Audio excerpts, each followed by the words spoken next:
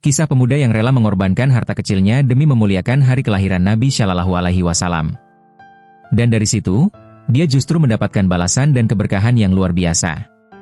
Simak kisah lengkapnya. Dalam kitab El-Anat Etlim, Abu Bakar, Utsman bin Muhammad Syah al-Dimit al-Syafi'i, Al-Bakar, menjelaskan perkataan Abu Syamah sebagai berikut.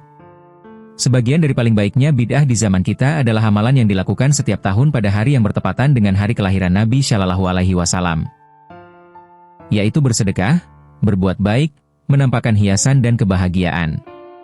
Semua itu, selain menjadi bentuk kebaikan untuk fakir miskin, juga menunjukkan cinta dan pengagungan kepada Nabi Shallallahu Alaihi Wasallam, serta rasa syukur kepada Allah atas karunia kelahiran Rasulullah Shallallahu Alaihi Wasallam, sang rahmat bagi semesta alam. Warisan harta untuk Maulidan. Abdullah Isa Al-Ansyari bercerita, di dekatku ada seorang perempuan salihah, yang memiliki seorang anak laki-laki yang juga saleh. Perempuan itu sangat miskin, tidak memiliki apa-apa kecuali 1 dinar hasil penjualan dari tenunan benangnya. Kemudian ia wafat, dan anaknya itu selalu berkata, "Ini adalah hasil jerih payah tenunan ibuku. Demi Allah, aku tidak akan membelanjakannya kecuali untuk urusan akhirat." Suatu hari, ketika ia keluar untuk suatu keperluan, ia melewati sekelompok orang yang sedang membaca Al-Quran dan melaksanakan peringatan Maulid Nabi Shallallahu Alaihi Wasallam pada bulan Rabiul Awal. La pun duduk bersama mereka dan mendengarkan.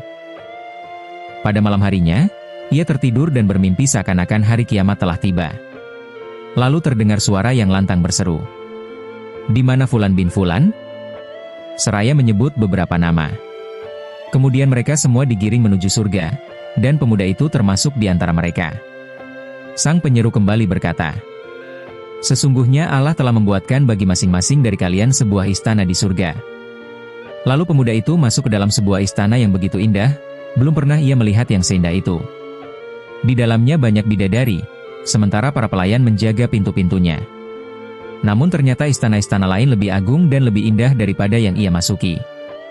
Maka ketika ia hendak memasukinya, para pelayan berkata, "Ini bukan milikmu, melainkan milik orang yang mengadakan peringatan Maulid Rasulullah Shallallahu Alaihi Wasallam." Keesokan harinya, pemuda itu pun segera membelanjakan dinar peninggalan ibunya untuk peringatan Maulid Nabi Shallallahu Alaihi Wasallam, gembira dengan mimpi yang ia alami. La mengumpulkan orang-orang fakir untuk berzikir, membaca Al-Quran, dan menyebut kisah kelahiran dan perjalanan hidup Nabi Shallallahu Alaihi Wasallam.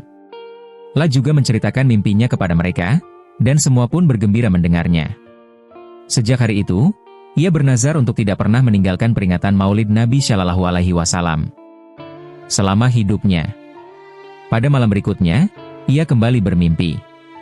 Ia melihat ibunya dalam keadaan yang sangat indah, mengenakan pakaian mewah dari surga, memancarkan aroma harum surga.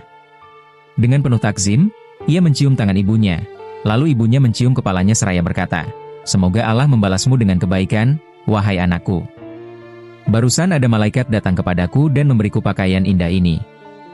La pun bertanya, "Dari mana engkau memperoleh kemuliaan ini, wahai ibu?"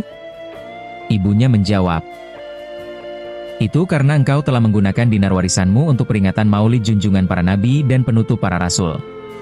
Inilah balasan bagi orang yang memuliakan nabinya dan mengadakan peringatan maulidnya." Referensi 1.